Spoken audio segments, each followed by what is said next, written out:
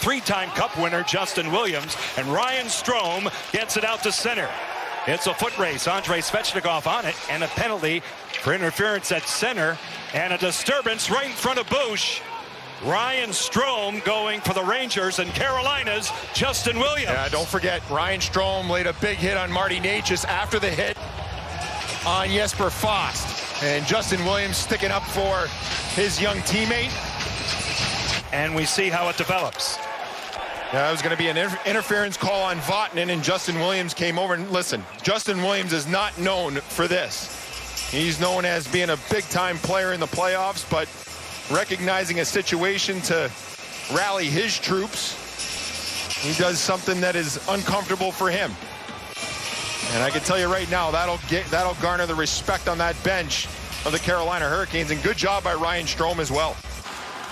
To do well in this round, to try and get through this one and try and have a lengthy run. They didn't like that first round upset to the Avalanche last year. There's going to be a scrap here. Here we go. It's Kachuk and Wheeler. It will be Kachuk and Wheeler, so Blake Wheeler clearly believed there was something amiss on the hit to his teammate, and Matthew Kachuk ends up on top. And I'll tell you what, Matthew Kachuk right from the get-go in this game, right off the face-off with Wheeler, they had a discussion. I think he challenged him right away. We've already been stirring the pot early on here. We're going to just settle this right now. They come out, square off, drop the gloves at center ice, and they go at it. Kachuk station on the dot now, too. They're going to go. They are. Ferland drops the gloves, and away goes Foligno as well. And Michael Ferland can handle himself. You just wonder, based on his history, if this is the right approach. Two big guys going at it here, and big bombs being thrown by both. That's the type of start you want to see from him. He's healthy, he's fresh. He said to Travis Green, I'm ready to go. Travis Green said, you're in. And this is what he can bring to the table to try and set the tone with the intensity. 5.5 to go in a rapidly moving second period. Now Oshie trying to get Gourde going. That Backstrom Oshie Verona line has got a lot of talent, but you haven't noticed them very much in this game. Lightning have done a nice job, and now we've got Oshie as we speak, and Yanni Gourde, who's not shy to drop the mitts. I'm not sure if Oshie's a good fighter or not, but he might get surprised by Yanni Gourde, who can throw the jackhammers pretty good if he gets a chance here. They'll both have the right hands free, and Oshie missed with a right, and an uppercut by Yanni Gourde. And they both throw at the same time here. Now as Oshie landing one to his back, and Gourde absorbing that, supporting their man in the bout. That's how it started. 2-0 Lightning. Sergachev whips it to the Boston line. Coleman runs into Carlo, and Krug volunteers to square off against Blake Coleman.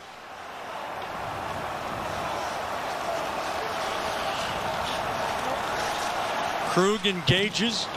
Coleman tries the stiff arm so Krug can't get inside.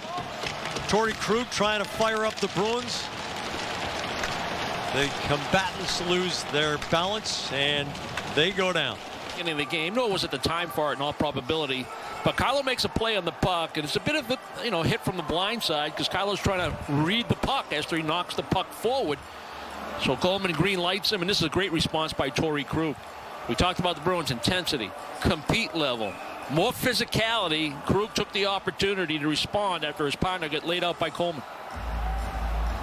Lucic out there on Beaulieu, and they drop him, and Beaulieu stepping up in weight class for this one.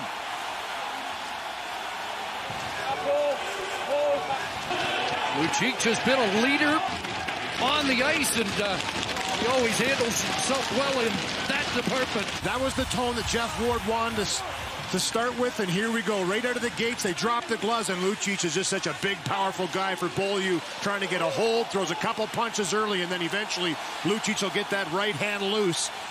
And always dangerous when he's freewheeling and swinging, throws a couple big bombs. But I like this response from Beaulieu, and I like the fact that Lucic right there. Fight. Okay, he's throwing punches at Dean Kukin. You want to be a spark, and if this fight could even up the penalties, that would be good. I'm not sure Well, they're landing some punches, too. They are. You know, Spezza's trying to stay alive. He's getting an opportunity to play more. And much like last game, though, that line had been playing really well, and then you saw a penalty. This one, just an overzealous play, a bit of a bad luck penalty. He's the one that gets that goal. And now and here we go. Kachuk and Perry, two former London Knights and two guys who have been compared with coming into this series. And this has not taken long. Well, a veteran and a young guy, Kachuk, just 22 years of age, 35-year-old Corey Perry. Similar games and apparently instant dislike. To Corey Perry years ago, and he said, you play a lot like him. But 5 minutes each will be the penalties. They have a little conversation off the face-off. Matthew Kachuk says, sure, you want to go. And this is Corey Perry trying to spark his team. No question about that. They're down 1-0. They need a little bit of life and mojo. He goes after Kachuk, and bang, they start to exchange early on. Kachuk with a few lefts, and they eventually fall down. It was the Islanders that brought it back into their own zone. He did a flyby. Wilson dropping the mitts. Punches flying. Wilson and Anders lead. Yep. And Wilson giving it to him. Wilson finishing that bout impressively. Well, the captain's been involved big time, Anders Lee, and there Tom Wilson takes the challenge. Here comes Tom Wilson saying, let's go. And to me, that stems back possibly to the hit on Nick Backstrom, right? Wasn't it Lee that hit Backstrom early? And Wilson says, you know what? You had John Carlson there that give you a little shot, but now you've got to answer to me. And he went right after him immediately without hesitation to send them. Well, Blay will take the draw. Oh, they're going to go. Here we go. McEwen and Sanford, and it doesn't last long. Boy, that was a spirited scrap right out of the gates. A couple big rights by McEwen missed. He comes with the left, but I like that.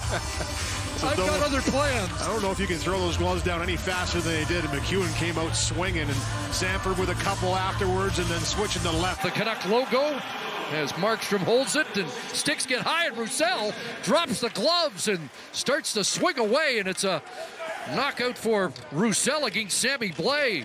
Boy, he caught him with a couple good ones, and those gloves came off real quickly. A couple guys come together, and Antoine Roussel was pretty fired up for that one. They think so, and the gloves come off. He already had 1 or 2 shots in there, though. That was auto shed again by Roussel, and Blay was a little late to get into the party.